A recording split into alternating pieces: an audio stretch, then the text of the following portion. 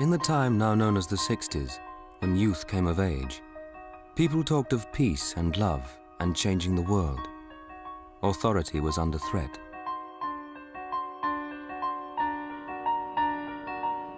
But in August 1969, it was clear that an era was ending. And nothing signaled that end more starkly than the series of murders committed by the Manson family.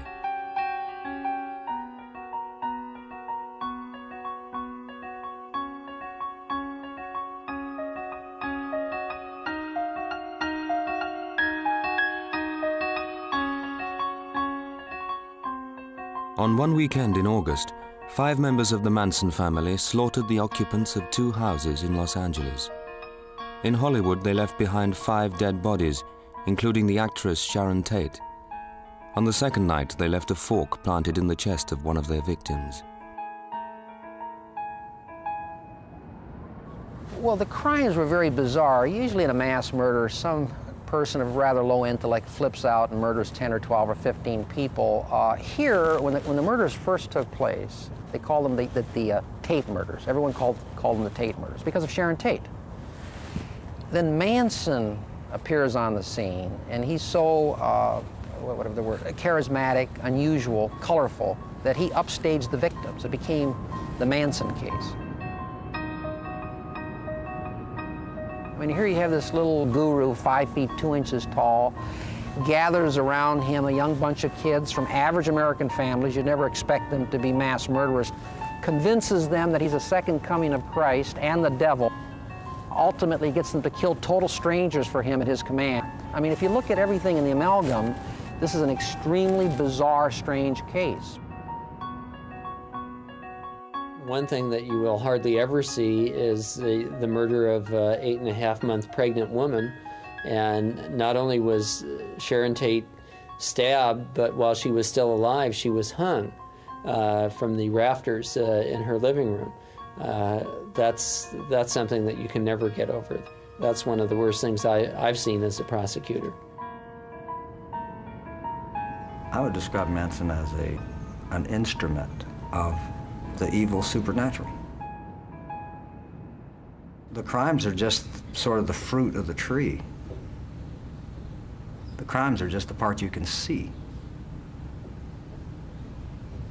And they're not the most, although they're the most tragic consequences interpersonally. They're not the most, what do you say, the most threatening part of the situation. The most threatening part is what causes that, you know, the destruction. And what we saw was the destruction.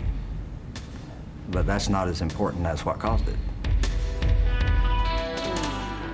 Manson and 23 followers, mostly women, were arrested in Death Valley, one of the remotest parts of the United States.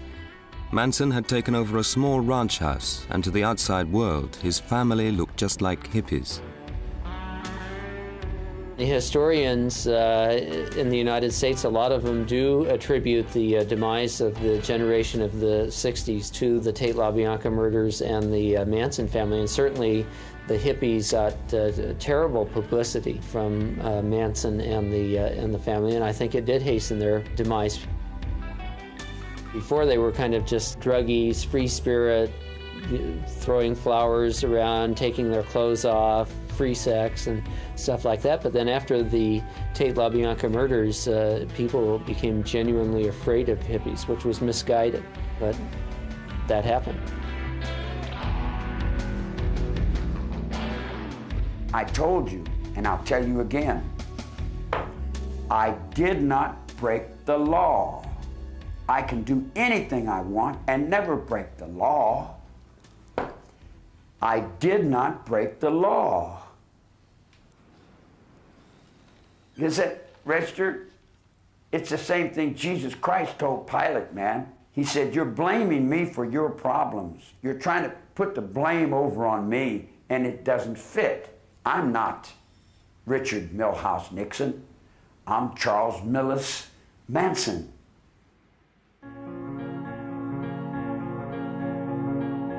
To those in power, to the parents of the 60s generation, It seemed by 1969 that America was at war with itself.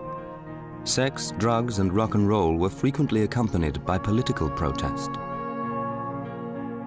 There's a time when the operation of the machine becomes so odious, makes you so sick at heart that you can't take part. You can't even passively take part. And you've got to put your bodies upon the gears and upon the wheels, upon the levers, upon all the apparatus, and you've got to make it stop. And you've got to indicate to the people who run it, to the people who own it, that unless you're free, the machine will be prevented from working at all. Rioting students, violent confrontations with the police, and the endless public protests against the war in Vietnam were all giving the 60s a bad name. It's as if there was an expectation of an apocalypse and a series of dress rehearsals for it. There was a sense of doom in the air, and a good deal of that had to do with the Vietnam War, the polarization in the country over the Vietnam War and over drugs and the drug culture. Overall, there was a sense of anticipation, almost a hunger for an end. And the culture was full of intimations of endings. At the trial, it was revealed that one of the victims had the word war carved on his stomach. Leslie said, yeah, I killed her. And he said, why did you kill her? I said, I killed her to stop the war. He said, what did you think about when you killed her? I said, well, I said, at least you won't be sending your kids to war. Why don't we do it in the road? And then all these kids are out here doing it in the road, you dig? And then you're singing all that stuff and saying, well, it's all Charlie's fault. Hey, man, I didn't write the songs. That's not my generation. My generation's Bing Crosby, man. I'm not generation of the Beatles.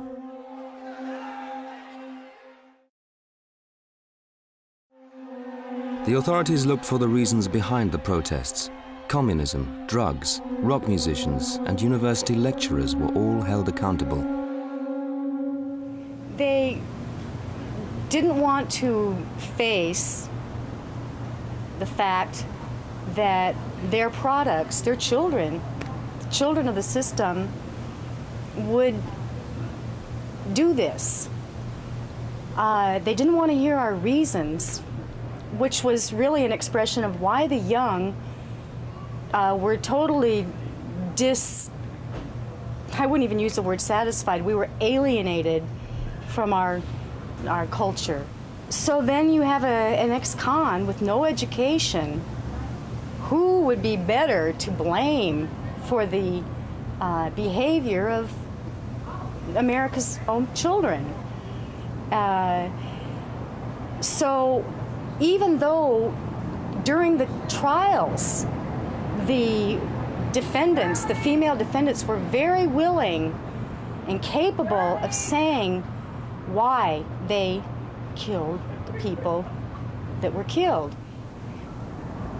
Each woman had her reason for doing what they did.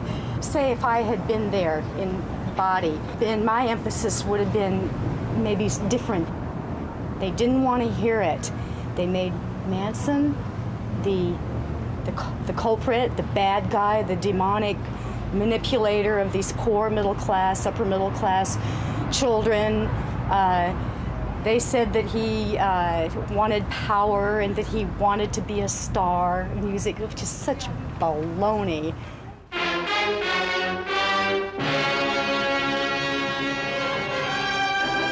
Thousands of demonstrators opposed to the Vietnam War assembled in the nation's capital for a mass protest. In the summer of '69, men landed on the moon. A week later were the Manson murders, and a week later was Woodstock. And then, in that November of '69, was the biggest anti-war demonstration that had ever happened in the United States. Now, I'm sure there was violence at that demonstration. It was cops beating demonstrators. Then the U.S., I think the following year, under Nixon, the U.S. invaded Cambodia. I think 250,000 Cambodian people were killed. There was a humongous demonstration in Washington, where again, demonstrators really got beat up. But there was also escalating violence within the movement. The way that I understand it is that we kept demonstrating against the war. We kept trying to end the war in Vietnam, and it didn't end. A second wave of MPs with fixed bayonets in scabbards move into position. When I had a radio show in San Francisco, and it was about the time that the Milles massacre occurred, and I compared Lieutenant Calley to Charles Manson and the soldiers under Calley to the family under Manson. It was similar because they both had to do with brainwashing. You know, these were American boys who were turned into killers. And the same thing happened with the Manson family. They were conned by Manson into his value system and became killers. Manson was kind of an individualized version of the state, but they both had their hierarchy and they both had the following orders. So I think the Nuremberg trial would apply equally to the Manson family and the soldiers in the Milles massacre. In Los Angeles today, Charles Manson has been found guilty of first-degree murder in the 7 Tate LaBianca killings. Every day during the trial, Sandra Good and other members of the family sat outside the court. This is where they heard that Manson and their friends had been sentenced to death. Manson, along with Leslie Van Houten, Patricia Krenwinkel, and Susan Atkins. 1944, I went into a judge that was the same judge that was in Nuremberg, that was hanging Waffen soldiers over there in the war. I stayed in the judge's robes under Dr. Hartman. I'm like his little boy. He raised me all my life. Everything I know, I got inside. I don't have any parents. I don't have mothers and fathers and family unit like you guys do, you dig? I live in prison. I was raised inside the judge's body. I'm in the judge's robe. You've all judged yourselves poorly. Are you guys proud of a system where a man cannot defend himself? Are you proud of it? That was an 8-month trial with many witnesses. What are you going to do now? That was a trial, 8 months of prosecution testimony. They've convicted these people, and you are next, all of you. What are you going to do now? Listen to me. There are many more men who are experiencing the same injustice. There's a revolution coming very soon. Manson, 35 in 1969, had already spent over 17 years, half of his life, locked up. He had been out of prison 2.5 years when the Tate murders were committed. How do you go, Charlie? You know what they're doing to your Constitution? What's that? What are they doing? They're making a joke out of your Constitution. Love's not in your courtroom, and God is not in your heart. What happened in there today? They do what they want.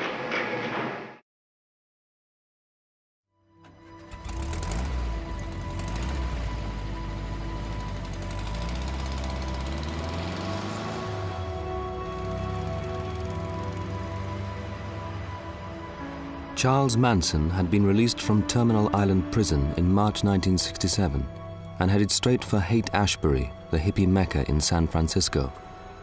This is where the Manson family began.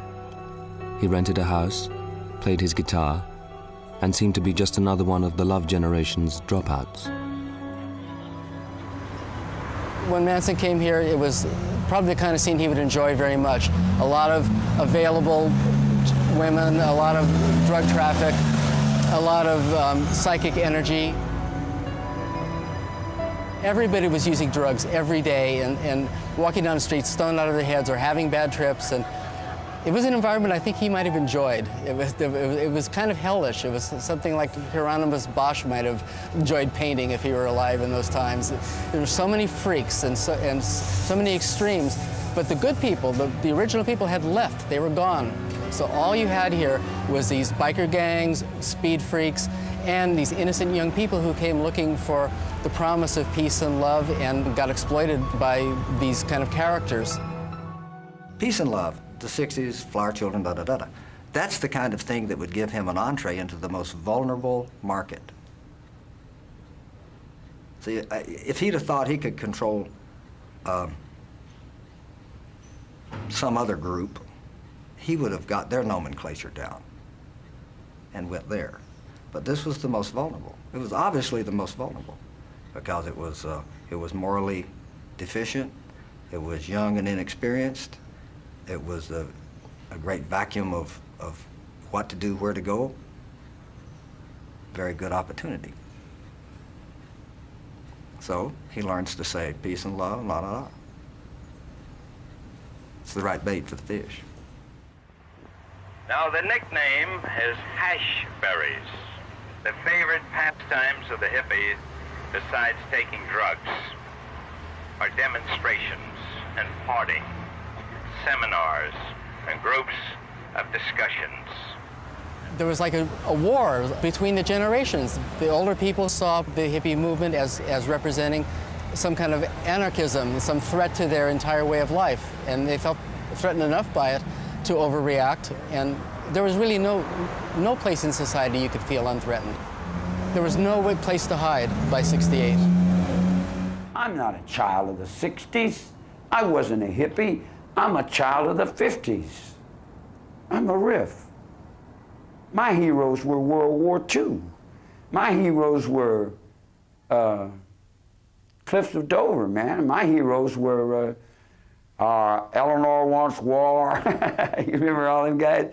In other words, like Roosevelt. I'm not a kid. I'm almost 60 years old, man.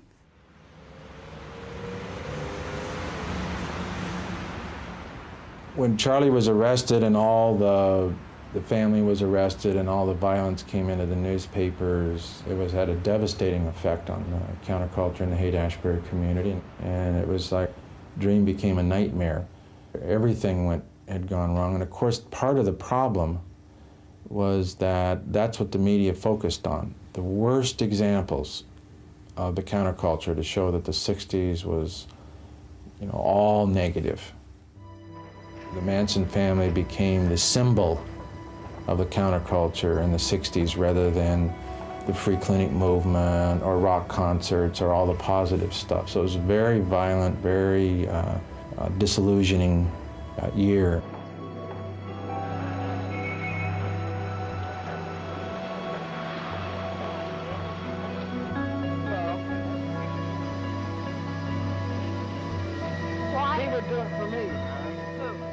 We put in free sex, no accountability, drugs,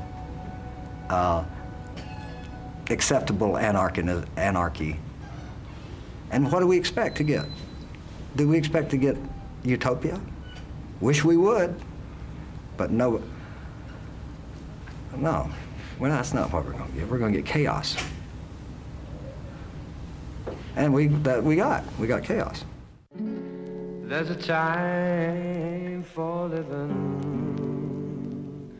The time keeps on flying. Think you're loving, baby, and all you're doing is crying. I was in the Terminal Island Penitentiary, or correctional facility, if you will, being corrected for my importing of marijuana. And Charlie was in the yard singing, and I had some friends in the music business, and I heard Charlie singing. He was rather like a young Frankie Lane. He had that lilt in his voice. Frustration and doubt. Well, I thought his voice was good, and it was during the period, the folk period, and the young hippie stuff and the new music, and I thought he would fit in. Sad game.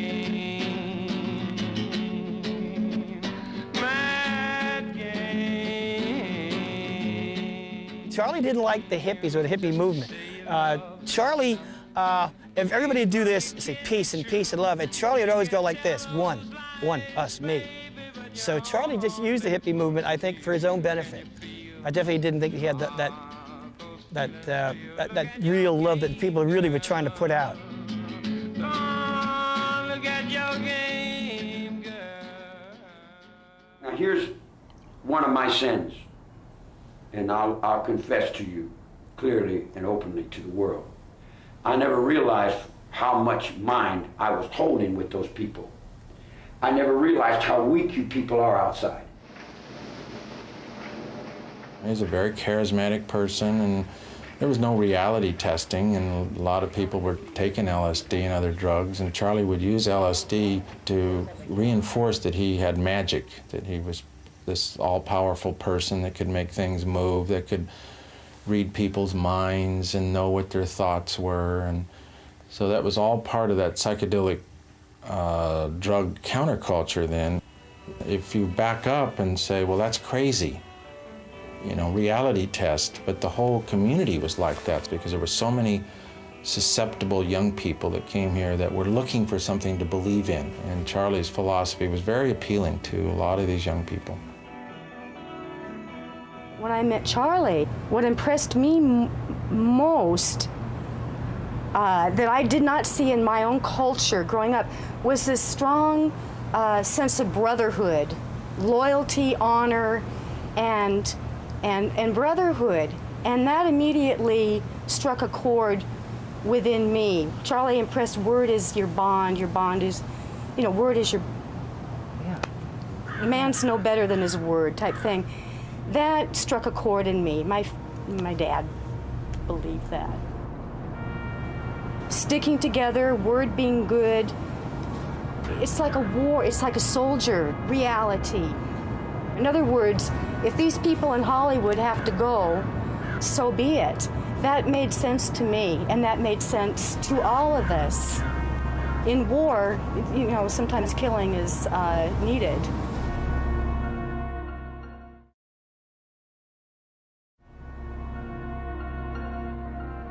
When the news of the gruesome murders first hit Los Angeles, there were rumors of sex orgies and of drug parties that had all gone horribly wrong.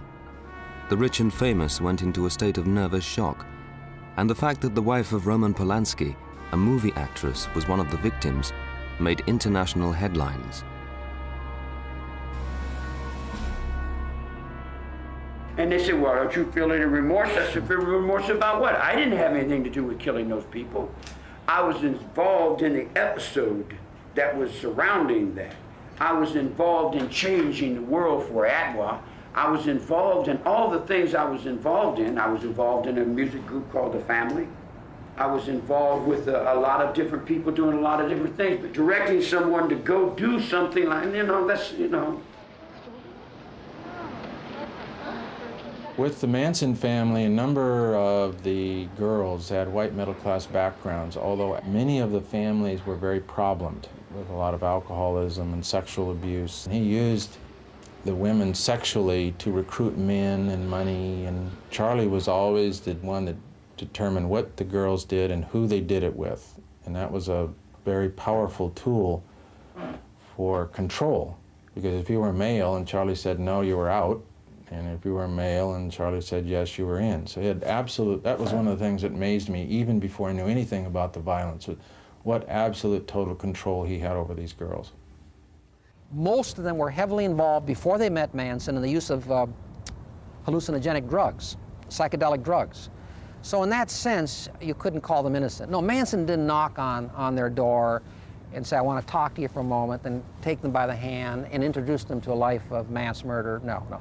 In fact, I think when he joined his family, he himself probably was not thinking of murder. I don't think that. I think that's what eventuated down the line. I think what happened, he saw the tremendous control that he had over these people. And he's got so much hostility towards society that he finally realized, I can use these minions to vent my spleen on society for me. It eventuated into mass murder. But when he first formed this family, I doubt very much that he was thinking about crime. I think he was thinking about free love and music and LSD. The hot weather gave the tribal stench. It gave the excuse for the natives to get restless. It gave an excuse for these fools to rush about and paint their bodies and roll around and eat health food and sleep on mattresses and do nothing but get up at 2 and wonder where the party was.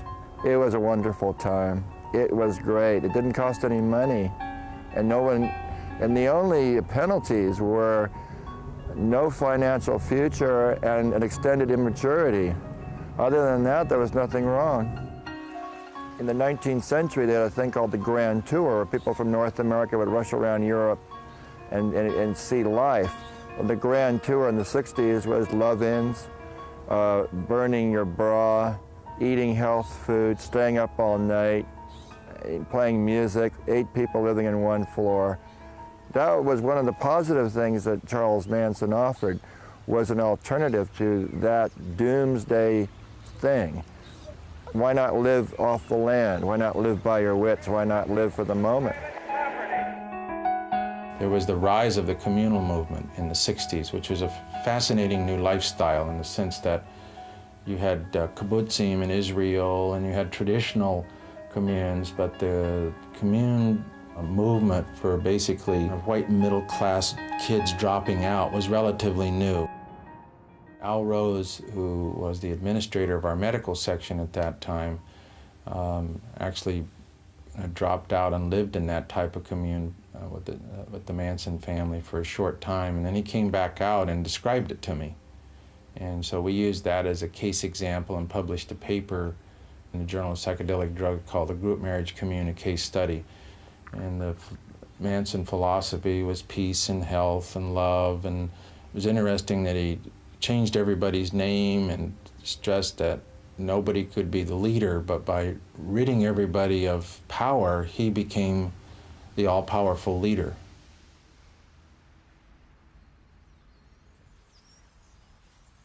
I remember when Charles Manson first drove up that winding road to the hog farm. A lot of the hog farmers were very enamored with his style. And I could see how he could, mesmerize people. At one point in the early evening, we gathered in this meditation circle and started oming, making the sound of the universe all together. Oh, like that. And in the middle of this Om circle, which was quite beautiful, actually, Charlie leaned out the window of his black bus and he's choking. And his wives are leaning out saying, "Stop, stop it, stop it." And everybody stopped oming, and Charlie stopped choking, and he leaped out of the window of the bus and landed square on, and in mid-delivery of this scathing put-down of our entire scene. And I don't know where it came from. Just when you rise up beyond yourself, somehow I was lifted into some archetypal role where I just said, "You get out." And he did. Yeah, I'd give anything to watch a rerun of that little move. I'm so glad he didn't take offense.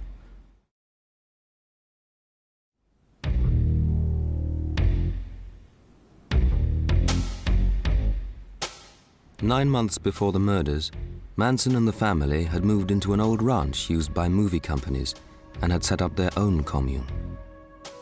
I went with my husband, Abby. We were both founders of the Yippies. Well, there were mostly women, and there were a few guys, some of whom I think were later arrested and charged. But the women were the predominant ones, and it looked like your ideal hippie commune. I come from New York, I'm Jewish, I have dark hair.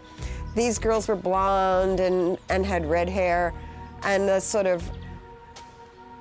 they were sort of the hippie ideals that you saw. There's that sort of racism. I mean, whoever decides what the ideal is the reigning white culture. But they looked more like hippies probably than I did, or like the cliche of one. And there was almost seemed like a certain innocence about them on the surface. I think Abby and I were quite spooked the whole time. It was very, very strange, There's a place called Indian Mesa where we have fires and we play music.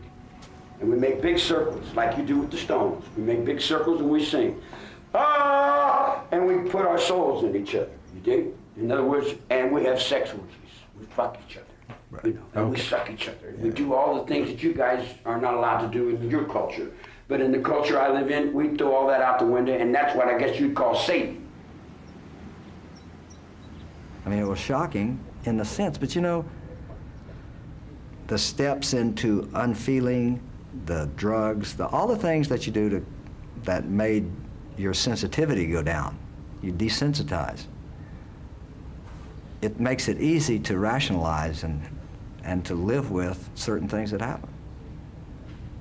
And when the Tate LaBianca happened, I refused to be in touch with how I felt. I know that now. And I tried to, I'm sure, I didn't try, I succeeded in treating it like Business as usual, another day at the farm.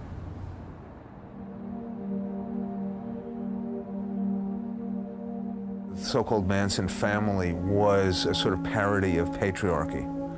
So part of the revelation was that you could be living in a commune and do all these hip things, and yet and still be the incarnation of some, very primitive form of social organization, which was not a transcendent improvement upon the normal American family, but rather something barbaric.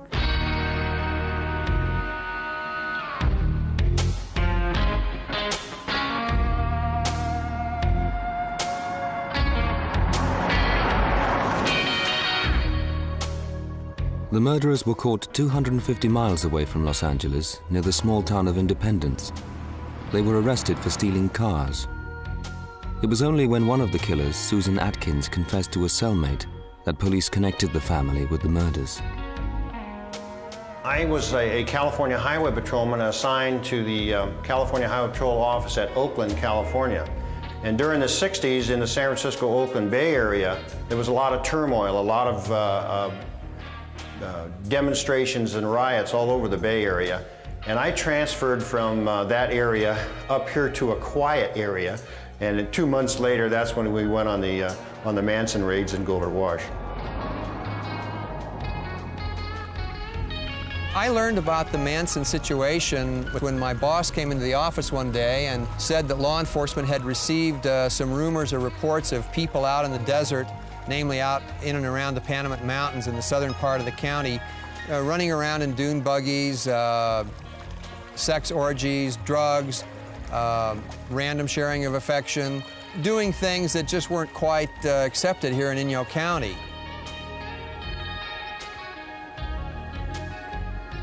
I searched the building, and in the small bathroom area,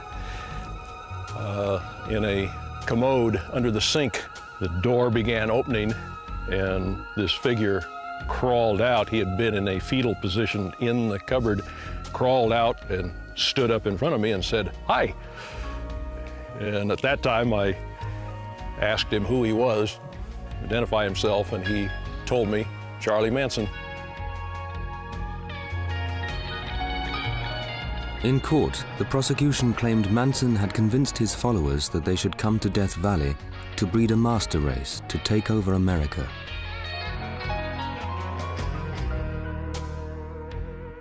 The jury was told and believed that Helter Skelter, the group's so-called philosophy, was Manson's response to what he saw as an inevitable race war. On the way down, he impressed upon us that his group was trying to find some place to be alone because the blacks were going to rise up and overwhelm the whites.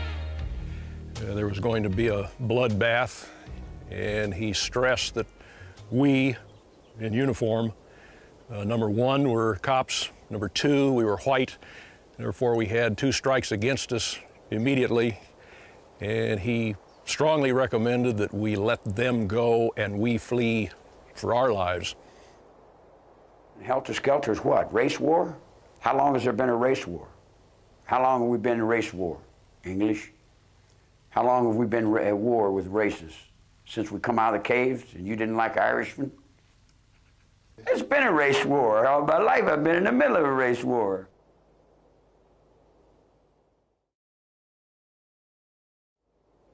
What Manson and the family wanted to do is when they saw that the blacks weren't starting the revolution, they wanted to start the revolution and blame the murders on blacks, and they wanted the murders to be so horrible that whites would get incensed and start going down into the black communities and start killing blacks in retaliation. The word pig was printed in blood on the front door of the Tate residence, and the words "death to pigs" were printed in blood on the living room wall at the LaBianca residence. The word pig in 1969, in the 70s, it became a word used by the counterculture movement. But in 1969, pig was a word used by groups like the Black Panthers, the black activists. No more brothers in jail. In 1966, in Oakland, outside San Francisco, radical young black Americans had formed the Black Panthers to police the police. They were uniformed, disciplined, and to the amazement of American society, patrolled their neighborhoods with guns. People followed the lead of the Black Panthers, who were considered the vanguard. Most of the movement was white and middle class. And there was a lot of guilt about racism. And it was felt that black people and other minorities, they'd been living under the worst conditions in our society. And they had to resort to violence, whereas maybe white middle-class kids could often be pacifists because their lives weren't threatened in the same way. Cops would much more willingly hold a gun to the head of a minority person and be more violent toward them. The image of the Black Panthers was when they went to the legislative meetings and they had their guns because it was legal. And that image scared a lot of white America because they saw blacks with guns. Even though it was legal, it was a scary image. And Manson played into that fear by trying to blame his crimes on the Black Panthers. Any con man knows that you have to take something that has a level of credibility to it. So Manson exploited the fear of white America by blaming his crimes on blacks. As long as I can reach in your mind and control your fear because you're a coward, I'm going to play any game I can play on you all the way to the White House. And then when I take over, I'm going to laugh and say, you were a bunch of weak people. I don't see how you made it this far. John is in the basement mixing up the medicine. I'm on the pavement thinking about the government. The man in a train. In the days before Manson's arrest, a wave of bombings took place in Chicago. Responsibility was claimed by a student group called the Weathermen, who took their name from a line in a Bob Dylan song. The days of peaceful protests had ended.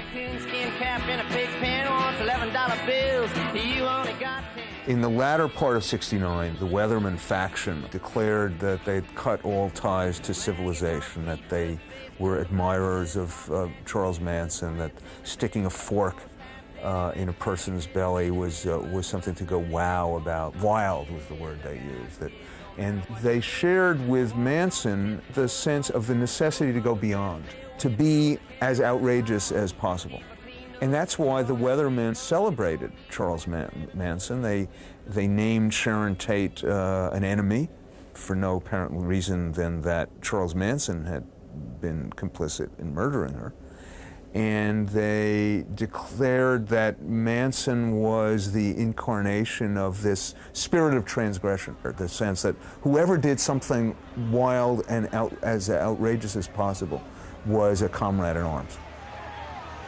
I just remember a magazine, I think it was called Tuesday's Child or something, and I guess they labeled the 1969 as the year of the fork, because when Pat Krenwinkel left a fork in Leno and LaBianca's stomach, she wrote war on his, I believe it was his belly, the fork might have been in his chest, and when questioned on the stand why she did that, she said, this is one man who won't be sending his son to war.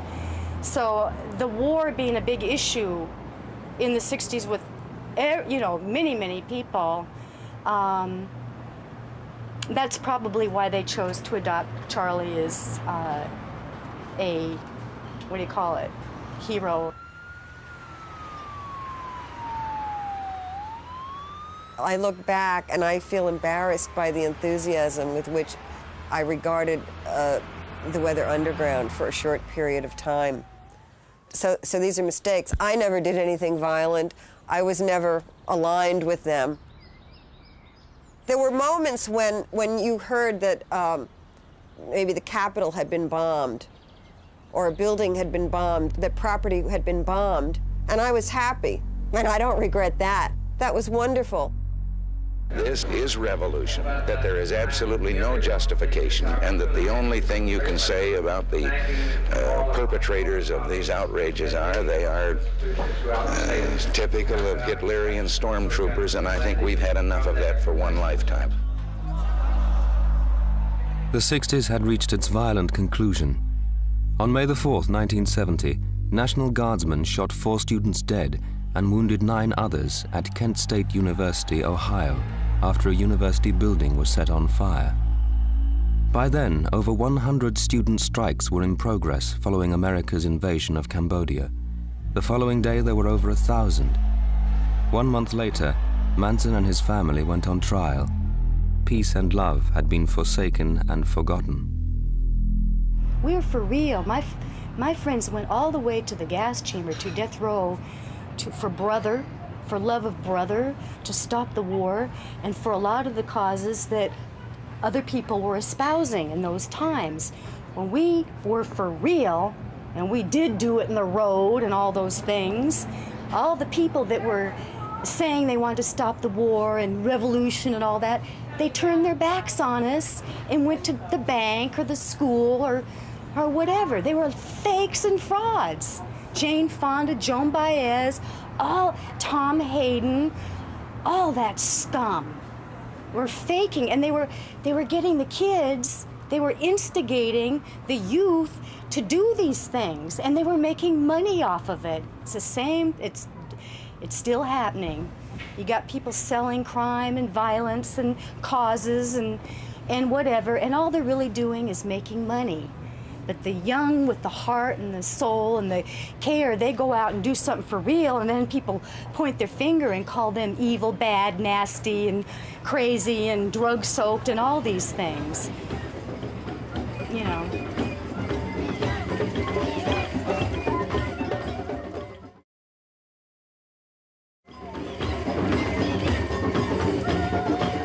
Once a year in California, hippies old and new gather at the University of Davis. The imagery is the same, only the memories have changed.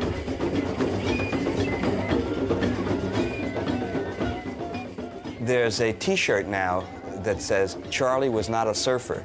And it would seem esoteric to somebody who wouldn't even know what it represents, but Manson's name became an icon, just like Woodstock. It was a generic term, and in surfing, it meant a reckless, crazy surfer. So if somebody would say, that guy's a Manson, so young surfers would think, oh, Charles Manson must have been a surfer, which is why there is now that T-shirt that says, Charlie was not a surfer, sort of like Nixon saying, I'm not a crook. And he was not a hippie. Manson was not a hippie. He was not a hippie, he was not a surfer. He was the Frankenstein product of the American prison system and brought all their values of racism and violence out of prison with him into the society. Manson and I used to have several conversations, and he told me at the end of the trial, after the verdict of death came in, he says, you know, Bugliosi, he says, you haven't achieved anything. He says, all you've done is send me back to where I came from. And I said, well, yeah, Charlie, but as far as I know, you haven't been in the green room before. The green room is the room at San Quentin, where they have the death penalty, although he claims to have been resurrected several times. In any event, we jump ahead now, a year later. I'm driving my car, 1972. The car radio's on, and I hear that the U.S. Supreme Court had set aside the death penalty, made all of their rulings retroactive. And the first thing that came into my mind is what Manson had told me. All I had done was send him back to where he came from. And he doesn't mind prison life. I mean, most of his life's been spent behind bars. He's totally institutionalized. He gets out in 1967, may be responsible for 35 murders, convicted of 9, may be responsible for 35, and all we've done is send him back to where he came from. In a sense, and I hate to say this, but in a sense, Manson has beaten the rap. He's beaten the rap. So that's the first thing that I thought about what Charlie told me. He says, you haven't achieved anything at all.